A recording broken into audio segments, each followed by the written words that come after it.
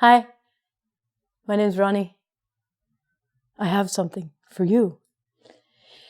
This is called a hanger. And I have a hanger.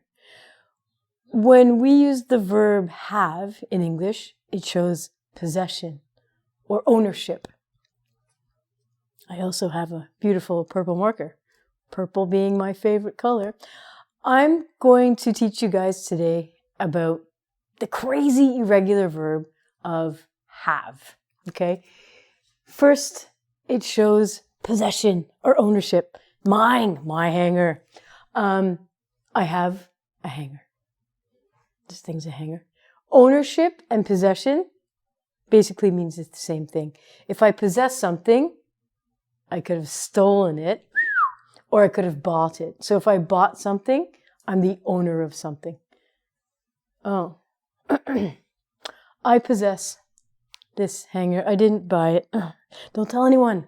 I'm a hanger stealer. So this grammar is very, very basic, but I can't tell you the number of times that I have very, very high level, beautifully speaking, fluent students that get this basic grammar wrong.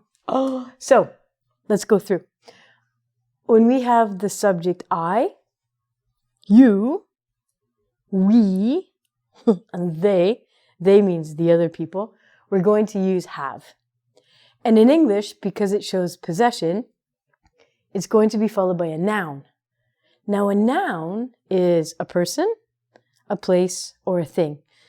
But again, because it shows possession, we're usually going to talk about a thing, like a car, or a hamburger, or a sweater, a camera. You can possess people, but that's a whole different subject. We're not going to get into that. And this is the hard part. When we talk about he being another person, she or it, we have to change it. We can't say have. We have to say has. And this is where a lot of people make the mistake. I hear people all this time say, my brother have 7 dogs. Oh, no, my brother has 7 dogs. Dogs are a noun, and you can put a number in there. So remember, if it's he, she, or it, we use has. And you might think, what is an it? And it is an inanimate object. But we can talk about things. So, example, I can say, my car, it, has air conditioning. Thank God, because it's so hot. Or my dog has a tail. So we can use it to talk about a singular thing that's not alive or an animal.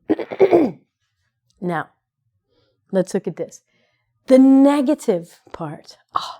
The negative in English can be very frustrating because we have to change it again. We have to say I, you, we, or they don't have. So the positive is I have a hanger. The negative is I don't have a hanger. Yeah.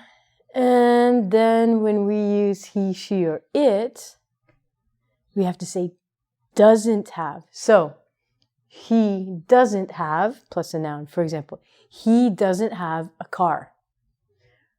So be very careful with this crazy negative. But notice we don't have to change the verb, which is good here. So the only time we change it, the verb, is he, she, or it in the positive. When it's the negative form with he, she, and it, we only change the auxiliary verb doesn't. So we say doesn't have. Let's go through an example. What if I said, my sister, a jet ski? Okay, so remember, my sister is a singular person. It's a she. So we have to say has. Okay, I hear a lot of people saying, my sister have a jet ski. It's like, no. Has a jet ski. Perfect. If I wanted to make this negative, I can't use has. Okay, be careful.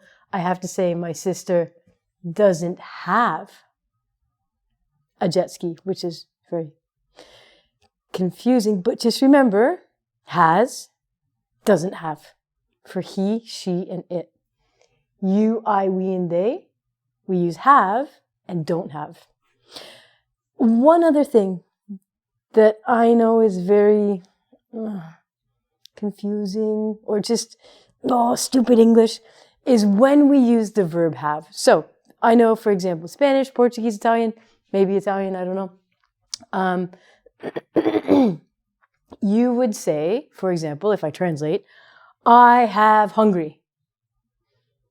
In English, you cannot use the verb have. I'm sorry. We have to say, I am hungry.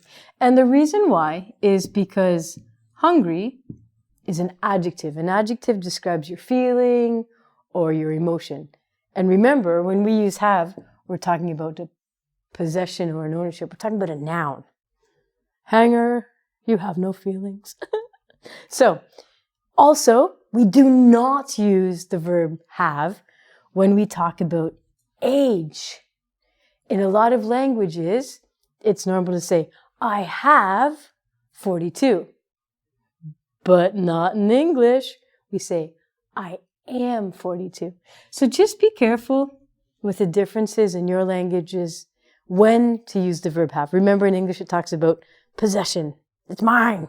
So if you want to learn more cool things like this, check out engvid.com and have a wonderful day, because we can also use it to talk about a time that's happening. So when an action occurs, for example, I can say she has lunch at 7. Maybe you think, oh, well, Ronnie, I learned she eats lunch at 7. That's okay. But we can also use the verb have here. I can say, I have dinner at 7. Yeah, that's a pretty late lunch there at 7. So she has lunch at 7. So be careful.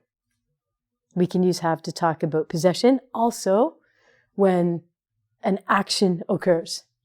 I want you to have a wonderful time. And thanks for tuning in. Ta-ta to now.